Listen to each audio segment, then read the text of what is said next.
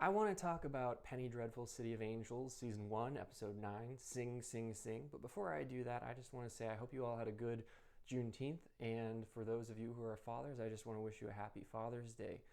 Before I get into my thoughts on this episode, with spoilers, you've been warned.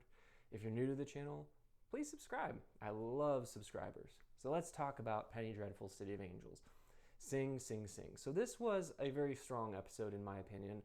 I do question on a weekly basis whether I'm enjoying this show now more than I did at the beginning because it's genuinely gotten better and found a rhythm, or because my expectations were lowered by the lack of quality at the beginning. But whatever the case, I am enjoying it, and that is the important thing, I think. And this was, to me, a very strong episode, and it wasn't just table setting. There were some moments that were just satisfying on their own merits. I thought they had a really interesting scene between Townsend and his father, played by Brian Dennehy. And I think that this father that Brian Dennehy is playing is going to go down in television history as one of, if not the greatest fathers, one of the greatest fathers, right up there with Andy Griffith and Randall and Jack from This Is Us. I'm really bad at winking, but no, not at all. He did a really nice job, and it was sad. I forgot that he passed. They had a little note at the end of the episode mentioning that Brian Dennehy is no longer with us. So they did a in loving memory of Brian Dennehy tag at the end of the episode.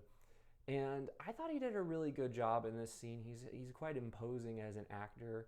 And it's interesting to me because when the show started, I really did not like Michael Gladis and the way that he was portraying Councilman Townsend, but he's really won me over, particularly in the last two episodes, and the quiet way that he plays these scenes, and that you can see his manhood just being stripped away from him, and he's trying to cling desperately to any life raft he can find. I just think Michael Gladis is nailing it in these scenes, and you can see him getting progressively more and more desperate.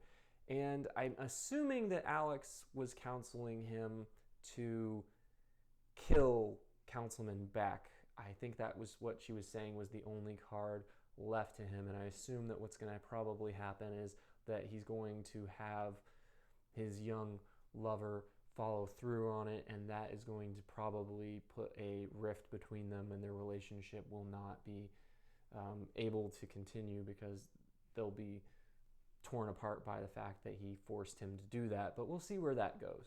And the next scene that made a really strong impression on me was when Mishner went and confronted Goss at the racially restricted club, and I thought that they both acted this really well. I actually thought Thomas Kretschmann did a really good job. I haven't really singled him out for praise up till this point, but I thought he did a very nuanced job in the way that he portrayed this scene. He seemed kind of, instead of just being intimidating, which he was, but he also gave off this very exasperated and kind of forbearing air with Mishner, almost like, here's this person that I almost respect and that I'm not actually I don't completely hate Mishner. Now, Nathan Lane, again, he was just tearing up the screen with the one-liners here. He had zinger after zinger, and he was just portraying this character who just doesn't give a rat's rump about, anything at this point, and he's tired of Nazis killing his friends and threatening his life, and he acts like he has nothing to lose, and I think that's always a really compelling note for an actor to get to play. But of course, very, very quickly it becomes obvious that he does have something to lose, and Goss quickly turned the tables on him and warned him, he's going to kill his family if he doesn't back down. And it's interesting because honestly, it seems pretty clear that it would be pretty easy for Goss to have Mishner killed. And once he threatens Mishner's family, it drives him back to Benny Herman, the Jewish gangster played by Brad Garrett. And it's been a while since we've seen this character.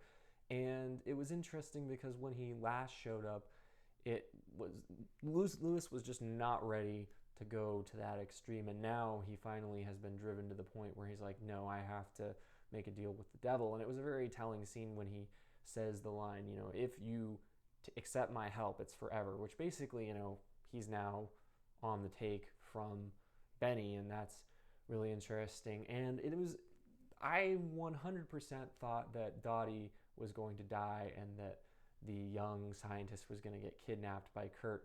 But thankfully, Benny Herman showed up at the last second and took them away. But there were strong Chinatown vibes here, and this was one of the best directed scenes in the episode. This episode was directed by Daniel Attias, who's directed a lot of HBO shows, including The Sopranos and 6 Feet Under. He's a TV veteran, not someone that's a household name at all, but he's very, very competent. And to me, this was the best scene, the way that you kind of felt like you were in Kurt's shoes, watching Dottie and the young scientist play the game through the window, kind of voyeuristically. And I really did think he was going to kill Dottie in this scene. I wasn't expecting her to survive this episode. These are the key scenes that stood out to me. There were other scenes, but these were the ones that stood out to me. We also had, obviously a scene between Sister Molly and Tiago on the beach, which why they met up on the beach, who knows? I guess it was just scenic, and that seemed like a good place for them to meet. But in all, realism, they probably would have met elsewhere. But they met up at the beach, and at the end of the episode, they end up going to the Red Cat, and it was a nice little sequence because all the characters were there, most of the major characters. And John Logan has often said that this show is ultimately about the Vega family, and it's kind of seemed to move away from that a lot of the time. But this episode, they end up at this club together, and it was just not a bottle episode per se, but just to have so many characters in one small little area interacting was really interesting. And it was a good, I would say, 10-minute sequence, and there was dancing and meaningful interactions between characters, and it was all pretty much very enjoyable. And I would say that was probably the heart of the episode. And I thought it was good because even characters like Fly Rico were integrated into this scene, and he had a interesting interaction with Tiago in which they basically kind of indicated that they both had, to me, not hatred for each other, even a kind of mutual respect, even though they are on completely opposite sides of their respective factions, that they're trying to do completely opposite things. But I thought that was an interesting interaction. And they had Fly Rico dance with Josefina, which to me, this just seems odd, and I'm probably going to get flack for saying this, but I probably wouldn't have had Fly Rico participate in the threesome because I think it just makes it seem strange, his interactions with Mateo and Josefina at this point, because it's clear that they're not going to follow up on that at all. It's clear to me that Fly Rico's probably going to die this season, if I had to guess. And it seems as though, Mateo is going to be with Rio, and Fly Rico, they kind of had him dancing with Josefina, and that just creates an awkward dynamic when he's like, you've got your brother's moves. And we're like, you don't want to know how he knows about your brother's moves. That would just make you feel awkward, Josefina. But, maybe there will be more to it, and maybe it will have seemed like a good artistic decision. But at the moment, to me, it just seems like something that was inserted to be a talked about scene and not something that actually felt organic. But there's a lot of dancing, and, it was very entertaining. The club has a great atmosphere, and the music, tell me in the comments section if you know what the songs were. Some of it sounded very familiar. It didn't sound very Chicano to me, but I'm pretty ignorant of Chicano music, so if it was Chicano, let me know. I'd be interested to know what the music was. I know some of you have a lot more familiarity with this than I do. And I thought obviously the pivotal scene is that we have all the family members end up at the table, and they're kind of hashing out their grievances. We've got the fact that Tiago is a detective, that we've got Raul who joined the union, and that Mateo is a Pachuco, and that you've also got Josefina who has joined Sister Molly's religious organization. And it was interesting to see everybody just kind of going at it. And this is, I think, the first time the whole family's been together since the first episode. And it's interesting because John Logan said that this show was ultimately about the Vega family, but it hasn't really seemed that way for good chunks of time, any more than it seemed like it was about the Hazlitt murder. It's really been really very split focused, which has made it hard to engage completely with a lot of this stuff. But it was great to have the entire family together and to have them going at it and to have this interaction. And I thought Richard Zavado'S speech, his very impassioned speech, was really good. My big issue with this sequence is that it kind of made it sound like all the different decisions that these brothers and characters have made could be just kind of boiled down to lifestyle preferences. And it's like, well, look, they've all killed or been responsible for the deaths of people in Tiago's case, but Raul killed multiple police officers, and Mateo, very brutally killed the, I forget his name, but the sergeant that had assaulted his sister. And, whatever you think of these decisions, they're more than just lifestyle decisions. They're a little bit, I wouldn't just be so reductive and be like, oh, we can just all get along and it's all okay that we can have our differences of opinion, because these characters could literally end up killing each other, quite frankly, and they almost did in some interactions. Obviously, Tiago shot Raul in the head, which thankfully he got over very quickly, but I feel like there would be a little bit more of long-standing grievances than this show has portrayed. But it was a good scene. I was glad. I really liked the line where they said, well, maybe Josefina is the priest. I thought it was amusing that she said, all these sons going different paths and none of them are a priest. I thought that was a really funny line from Maria, played by Adriana Barraza. And I've really just it's been a delight getting to see more of her in these last few episodes. I felt like the first half of this season didn't give her character nearly her due, and I just really enjoyed her in the back half. And, I enjoyed finally getting to see the family's reaction to the fact that Tiago is dating Kerry Bishe's sister Molly. Josefina was understandably upset by this, but she seems like she's going to get over it and continue to be a part of her ministry. Some of you had questioned if she found out that her brother was dating Sister Molly, if this would cause her to, become disillusioned. And maybe it still will, but at least for the moment, it seems like she's going to continue with the ministry.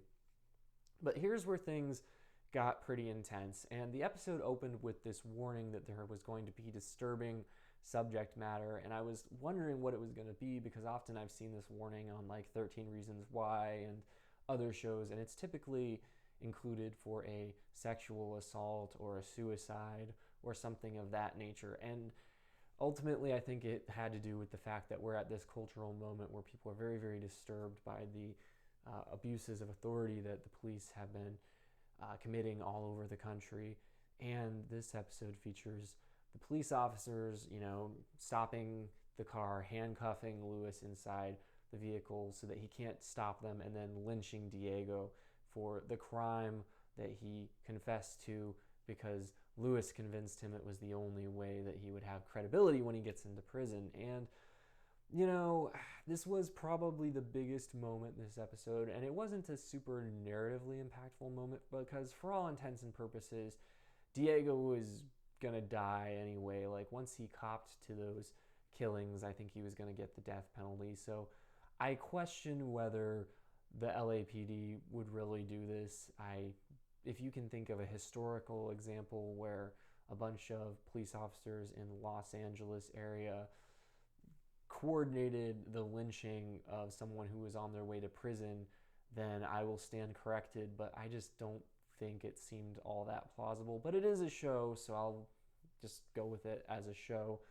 But it was a very, very upsetting moment, and it's interesting how musical choices can have such an impact on how we interpret scenes. And I felt like the intercutting of this with the scenes at the club where the Vega family is dancing, and I think were really well done, and they added a layer of meaning, because the only reason the Vega family is able to be rejoicing and to be having this good time together is because they scapegoated Diego and he took the fall for Mateo and got Tiago out of this jam. So it was kind of this, I don't think bittersweet's the right word, but the juxtaposition of the Vega family having this wonderful dance and just rejoicing with this poor man being lynched.